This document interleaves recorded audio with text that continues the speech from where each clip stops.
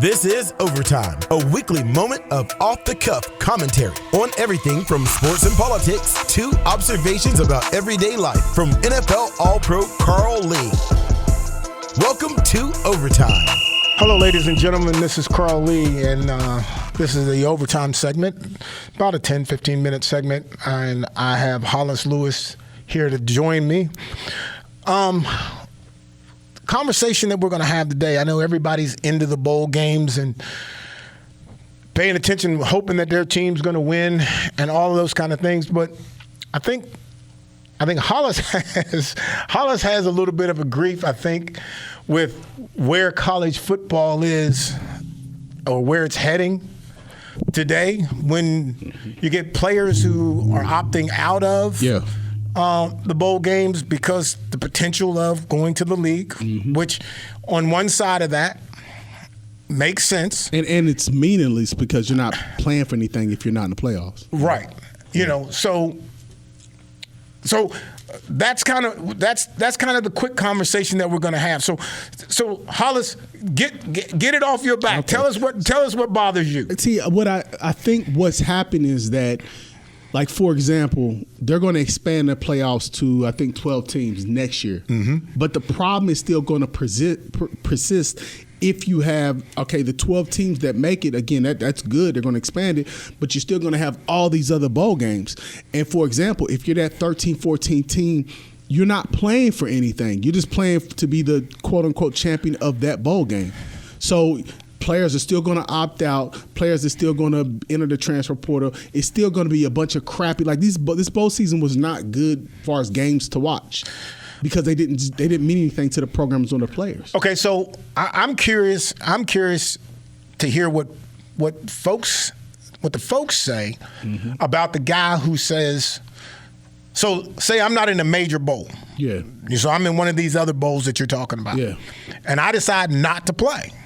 Yeah. Because I'm not risking my draft status by getting – and I don't know if it's about just getting hurt or just could you play bad. Yeah, it's a pointless game. Yeah. So where are you on the feel of not wanting to play in what is actually not a meaningful game? Or – what happens if this grows into some of the bigger bowls? Well, I think it's grown into the bigger bowls outside of the championship. I think I want to say a couple years ago, maybe even last year, I think there was a situation in which a kid didn't even play in the playoffs. Right. But I think that's going to be rare. I don't think that's going to happen. But my problem isn't necessarily the players who are opting out because, again, I understand it. I get it. I think the problem is, I think you're going to have to – what's the solution? Would you play? It depends on where I was at. If I'm in the Duke's Mayo Bowl like WVU was in, and I'm going to be a first-round draft pick, no. If I already got from my agents and from the people around me, I'm a first-round draft pick and I'm playing in the Duke's Mayo Bowl, probably not.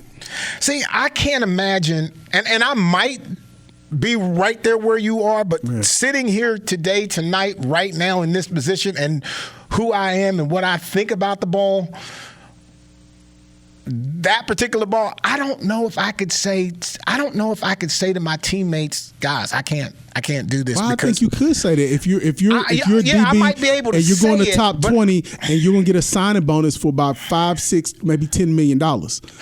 As opposed to if you get hurt or something happens, or like you said, I didn't even consider the fact if you just stink it up and your draft stock moves from number 20 to third round and you cost yourself $10 million. I'm saying, I think everybody can understand it.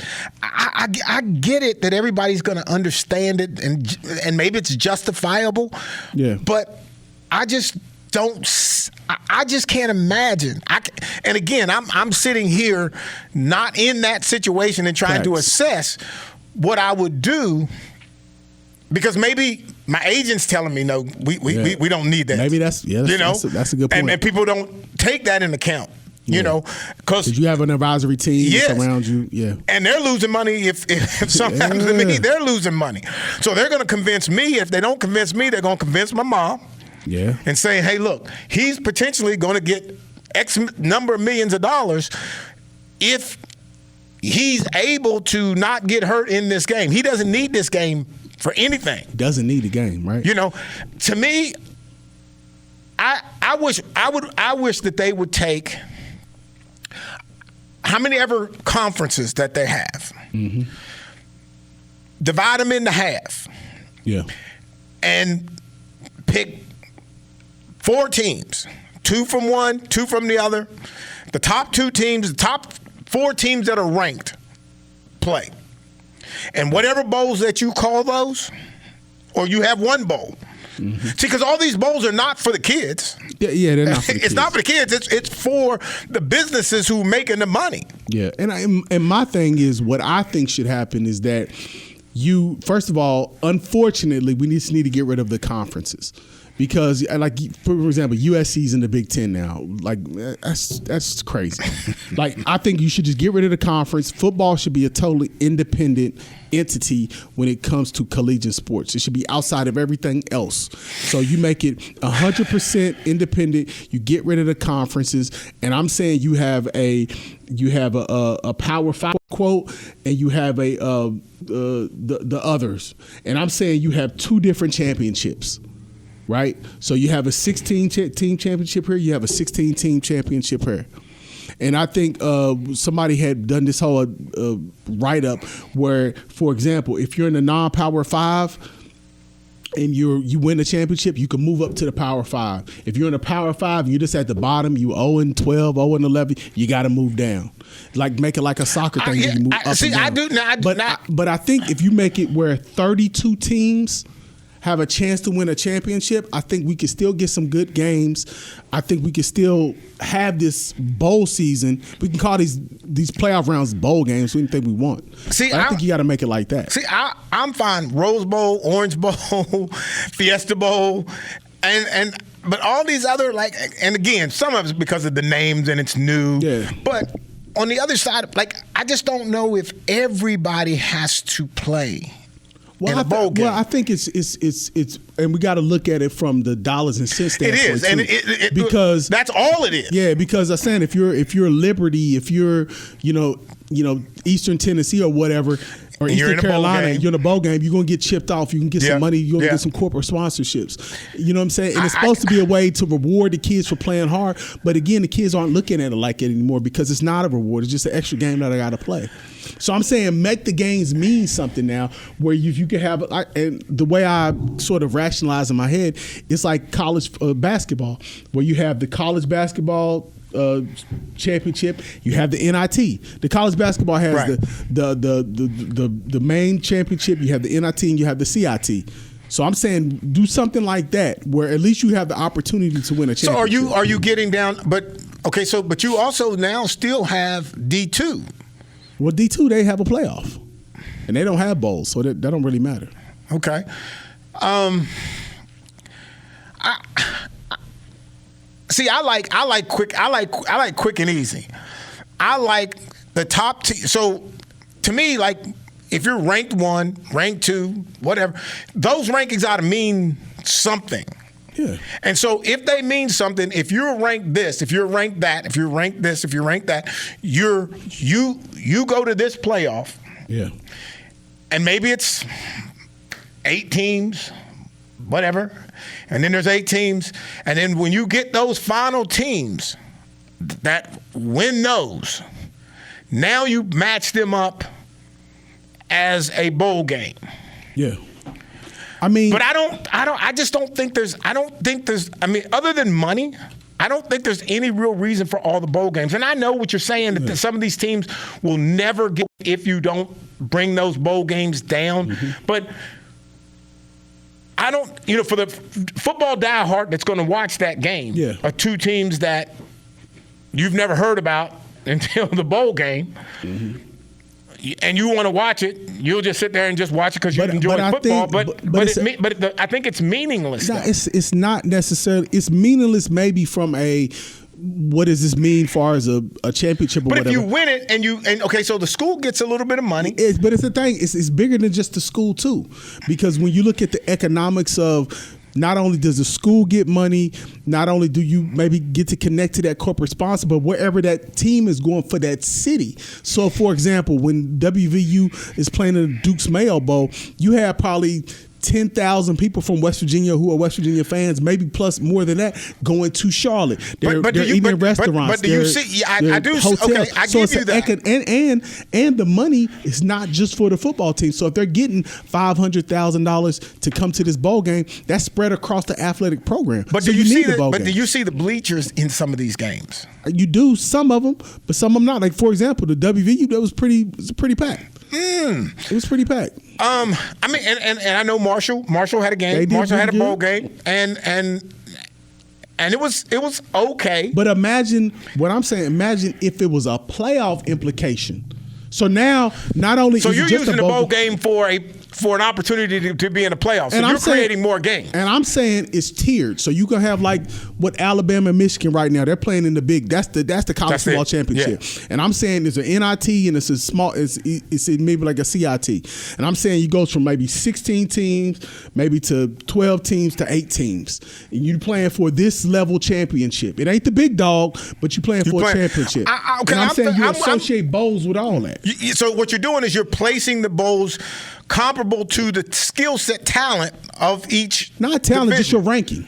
Of your ranking. Your ranking, wherever you rank it at. So, for example, if you the top 16 teams or the top 20 teams, you playing for the big dog. If you 20 to 30, you playing for this. If you 30 back, you playing for that. And I'm saying it gives you something to play for. So now I'm not just playing in this just the Duke's Mayo Bowl. Okay, you sold me. I'm playing for a championship at this where I'm at. Okay, I can see it that way because again, like you're saying, and not only that, I'm playing for opportunity to move up. So if I win the NIT, so for example, if I'm Eastern Carolina and I win, or take it, if I'm Marshall and I win the NIT, football NIT, I get to go up. Now I'm competing at the Power 5 level.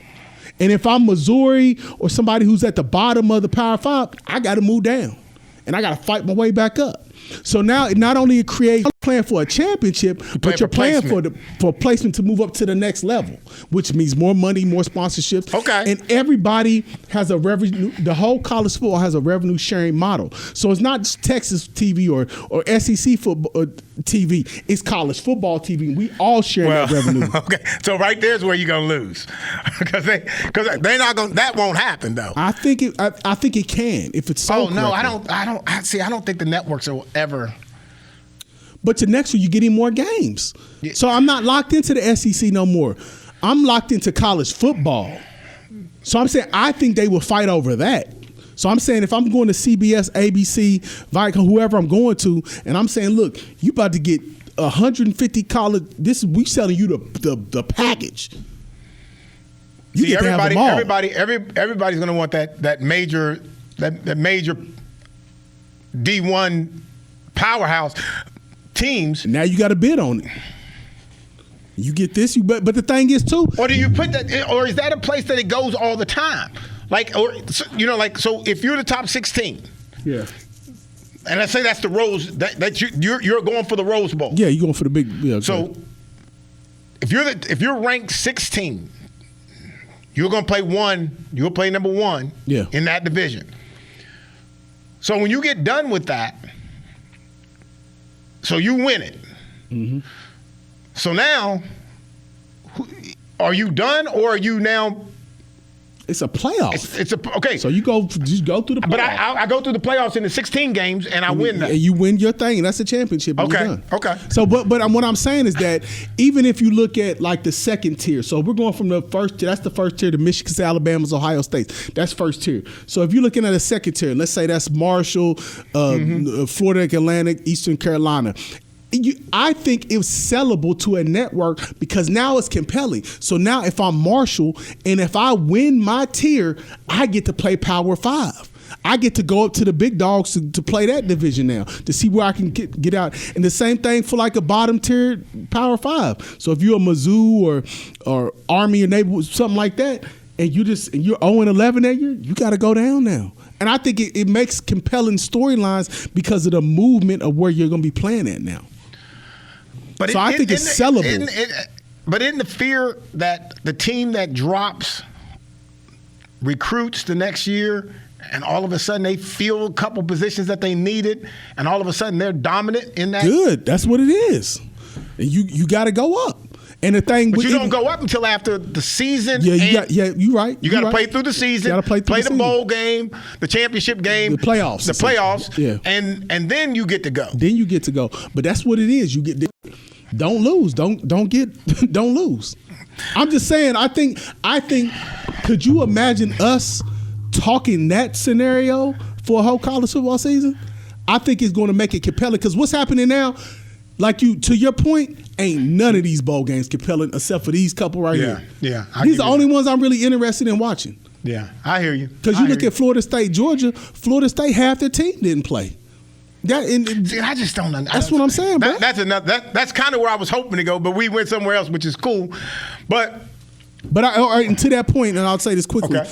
To that point, and to solve that problem, you need to make it where the NIL deals, just forget NIL, scrap it, and just break these players off so you can get paid 50. We don't tear it, so it's 100,000 to 30,000 depending on where you at, right? And I'm saying part of your contract, you're playing this bowl, you're playing the bowl game. Yeah, I'm not giving you NIL money if you're not going to play in the bowl game. If you're going to give up on the bowl game. Yeah, and I would say.